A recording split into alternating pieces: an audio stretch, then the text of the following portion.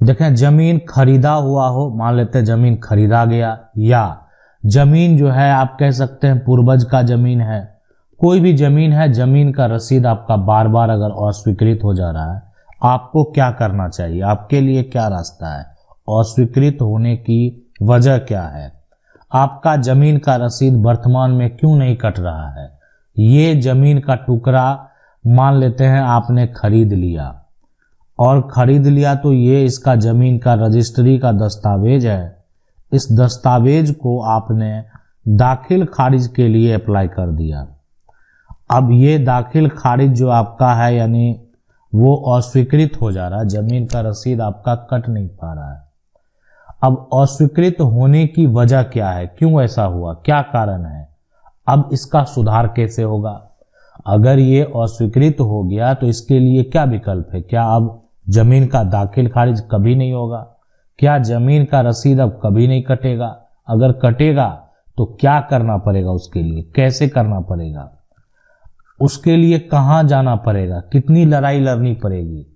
अब सबसे पहला यहाँ पर देखें कंडीशन कि होता है कि अगर आपके जमीन का रसीद और यहाँ पर अस्वीकृत किया गया तो अस्वीकृत करने की वजह जानना बेहद जरूरी है, और वजह को अगर आप समझ लिए तो उसी आधार पर आपको जो है सुधार करना होगा। आखिर जो यहाँ पर कारण बताए गए हैं उसी के अनुसार आपको अब सुधार की जरूरत है। आपका भी इसी प्रकार का किसी तरह का समस्या हो सकता है कि आपका जमीन का रसीद नहीं कट रहा, पहले कटता था, पहले जो है यहाँ पर कटता था, अब नहीं कट रहा है। तो ये समस्या का जो है यानी समाधान कैसे होगा, इसके लिए आप कानून की 99 का जो कमेंट बॉक्स है उसमें अपना समस्या लिख सकते हैं। अब यहाँ पर देखें कि ये जमीन को जो है अस्वीकृत किया गया, तो यहाँ पर अस्वीकृत करने का वजह भी बताया गया। वजह क्या बताया गया, तो वजह को अगर देखा जाए तो यहाँ पर यह स्पष्ट तरीके से लिखा हुआ है कि राजस्व का जो कर्मचारी है, यानी आप कह सकते हैं राजस्व विभाग का जो पटवारी है, अंचल निरीक्षक हैं, तो ये जो है यहाँ पर के प्रतिवेदन दिया है कि आवेदक जो है यानी जो ये आवेदन किए हैं ना, उसका पूर्व में ये अस्वीकृत हो चुका है, जिसका ये वगैरह केस नंबर है, अतः पूर्व केस के आधार पर हम इसको भी जो है अस्वीकृत करते हैं या की जा सकती है। यानी एक तरह से आप स्पष्ट तरीके से समझ लें, अगर पहले आपका एक बार पहले जो है अस्वीकृत कर दिया गया तो उसके आधार पर दोबारा अगर आप एक तरह से अपने दस्तावेज को ऑनलाइन अप्लाई करेंगे तो वो भी अस्वीकृत कर दिया जा सकता है। हाँ, लेकिन अभी अस्वीकृत करने का क्या कारण है, ये सबसे बड़ा सवाल है। तो ये अस्वीकृत करने का कारण बहुत सारे होते हैं, जैसे सबसे पहला कारण ये आता है यहाँ पर कि जो विक्रेता है ना, विक्रेता के नाम नाम जमीन है ही नहीं, जमीन है ही नहीं, ये सबसे बड़ा कारण है। दूसरा यहाँ पर जो है विक्रेता का जो है एक तरह से आप कह सकते हैं यहाँ पर हिस्सा स्पष्ट नहीं है। तीसरा, अब यहाँ पर देखें इसके अलावा बहुत सारे कारण होते हैं, यानी आप कह सकते हैं कि जो जमीन का खाता है ना, जो जमीन का आप कह सकते हैं खेसरा है, वो उसका एक तरह से डिटेल प्राप्त नहीं है। बहुत सारे कारण होते हैं, यानी आप कह सकते हैं आपका क्या कारण है, क्यों ऐसा हुआ है, ये इससे भी कुछ अलग हो सकता है। अब दूसरा यहाँ पर दो रिजेक्शन का कारण है, अगर उसको समझें तो यहाँ भी स्पष्ट तरीके से कह दिया गया है कि राजस्व कर्मचारी के प्रतिवेदन दिया कि जमाबंदी में जो प्रॉपर्टी है उससे अधिक रकबा का जो बंटवारा है वो किया गया, और ये जो आप देख रहे हैं ये उपलब्धि नहीं है।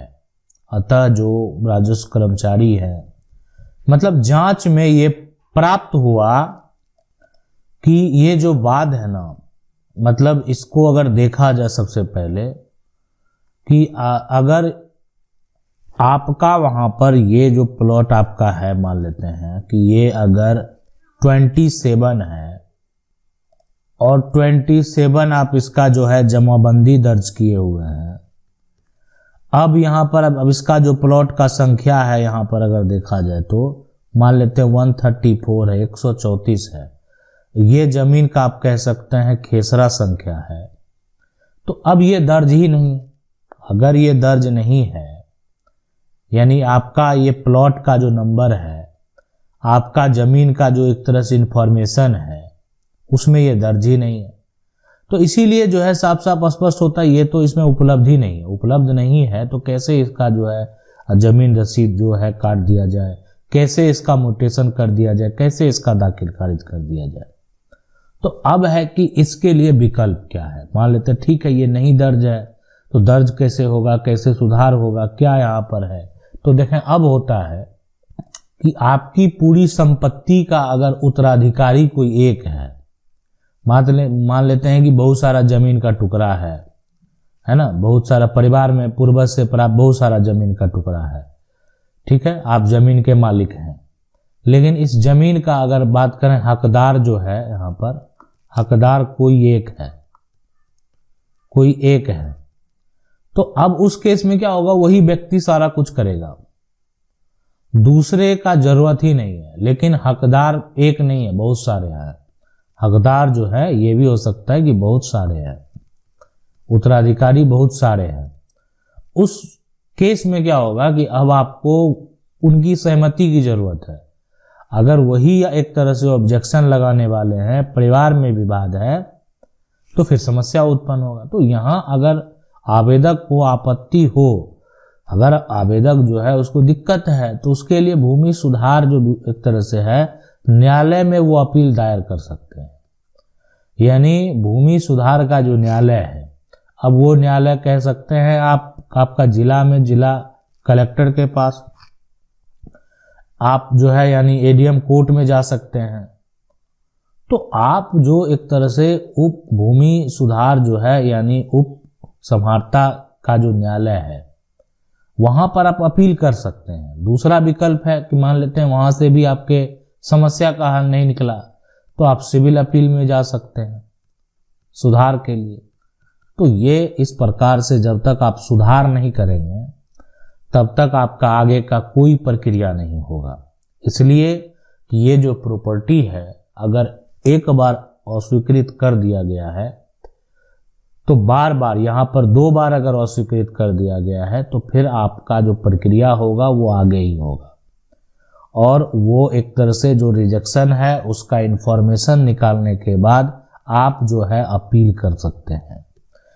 इसके लिए आप किसी वकील का जो है एक तरह से उसे संपर्क कर सकते हैं ताकि जो आपका एक तरह से प्रक्रिया हो वो सही तरीके से हो और सुधार हो सके।